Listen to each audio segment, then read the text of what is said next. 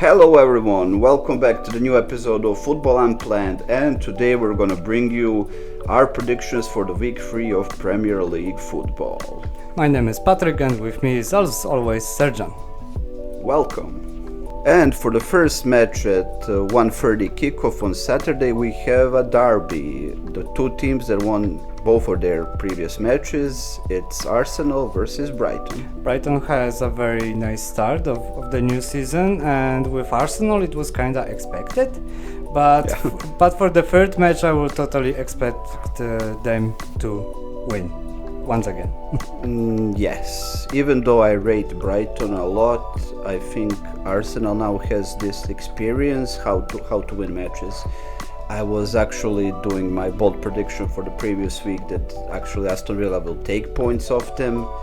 That didn't happen. I mean, 2-0 scoreline is a bit too much, but still Arsenal took their chances and Aston Villa didn't.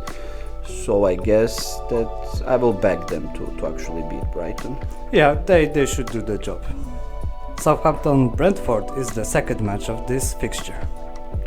And in that match I would expect Brentford to win. They are a decent team, like I predict like mid-table season for them. And they're playing on their home field, so I would say like a 2-0 win maybe. That is my prediction. Because currently like Southampton didn't score a goal in the first two matches of Premier League. They're having a lot of issues there. And like I said in our like general Premier League predictions, I just can't see where their goals are gonna come from. So they have a few more days to find some reinforcements. Still, maybe like in a Boxing Day. Hopefully, but like until like they find like a few more experienced attackers, it's not looking good for them. And the third match of Saturday's fixtures is Everton versus Bournemouth. And that will be their chance for get a first win of this season. Exactly, they're both winless in two matches that they recently had. Bournemouth has 2 draws and Everton has 0 points with 7 goals conceded and not a single one scored still. Yeah, but we were actually expecting this behavior of Everton, and and especially because they had tough opposition in the first 2 matches, but I still think that Bournemouth will be able to beat them even on a away match, especially because Everton is playing without Jared Braithwaite, so he's their key defender, and the same thing that goes for Southampton goes for Everton. I really don't know where their goals are gonna come from. And for the next match we can bet our houses on Fulham, because they will be playing versus Ipswich. Yeah, I guess I would pick Fulham in this fixture, even though Ipswich got 2 new signings for this week. They got O'Shea from Burnley, and they got also a striker that I actually rated in last year's season, Ogbene from Luton. But once again, those are the players who came from teams that are relegated, and even though this is a really good reinforcement for them, I think they still need more. They tried to sign Armando Broja, but that deal, as I saw today, fell through currently, so I don't know. Yeah, so maybe this match is worth of watching if someone is missing Luton, because there will be like a small accent of it. A small part of Luton still exactly, there. Yeah. So if the previous 2 matches will put you to sleep, the next match will actually get you more energized, because Leicester will play versus Aston Villa. I expect a nice match there actually, because Leicester are playing decent football. Actually, they're one of the teams that got promoted that I can kind of see staying up. They signed a striker from Belgium now for 20 mil. He's a talented prospect. And let's see, he will make a difference, because we actually saw that even though Jamie Vardy is 87 years old, he can still actually do something on the field with this experience and just like pure striker talent. On the other hand, Aston Villa like needs a bounce back after their loss to Arsenal. they got unlucky there. Like Watkins needed to put away that chance. Like I won't take anything away from David Raya. He made an amazing save.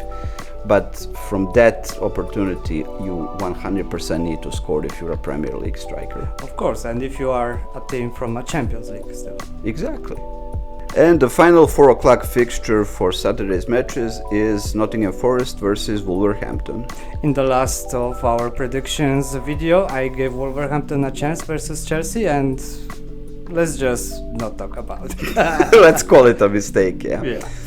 I mean, in previous weekday, I saw in general a lot of people like backing Wolves against Chelsea, and now everyone is like betting completely against them.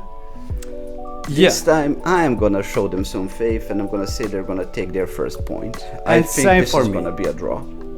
A draw? Okay, but I would say Wolverhampton will now have a win. Win. Yeah. Okay, let's I'm see. always like betting on left team or like on the right team. It's always black or white with me. Let's see how that will go. And for the final Saturday's match, we are going to London, where we're gonna see West Ham playing Manchester City. And for me, this is very easy. I will go, of course, with City. I'm gonna have a bold prediction here. I'm gonna say a draw. Ooh. I mean, City is always starting the season kinda slow, and they tend to like sometimes unexpectedly drop the points. West Ham didn't go into the season in the best way possible, so I think that this might be the turnaround match. So I'm gonna say they're gonna take a point of City. Okay, but is Fabianski still there? Yeah, but I think Areola will be the keeper for. Unfortunately. So we are on Sunday, and we have Chelsea with Crystal Palace. And this one I'm gonna call a Chelsea win, actually. Me too. Crystal Palace is decent squad, but I think what's currently killing them is like all situation with Guehi. We don't know, will he stay? Is he gonna go to Newcastle? So he's currently like playing really unsettled. They brought in one defender, Lacroix from Wolfsburg, but he is more of a substitution for Andersen, who they sold to Fulham. And in case they actually decide to sell Guehi, they're gonna need to find themselves an additional center back. Yeah, and Chelsea actually proved that versus like lower tier teams, they will be very good rival. Like even might be they're like too much of a opponent, I would say. And yeah, and we were also, most of us were looking at Chelsea through the prism of match versus City in the first fixture. So I would say this will be smackfest of Chelsea still. Nah, I mean, just like with Wolves. Yeah, I mean, like I'm not expecting like a thrashing, but I'll still say like a Chelsea win. Yeah. Because like people forgot in the previous week that Chelsea had chances against City. It's not like they were outran of the pitch. They just didn't take their chances. City did take their chances, and that was the final conclusion. And after Wolverhampton, they took almost every chance. And one of the benefits of having like 97 players on your payroll Very is that, wide squad. yeah, that someone is gonna have their day, like Madueke had his on last weekend. In the first big match of a Sunday, Newcastle versus Tottenham. I think it's gonna be a Newcastle win because they have a pretty strong home court, and I think that this season they will feel they have something to prove.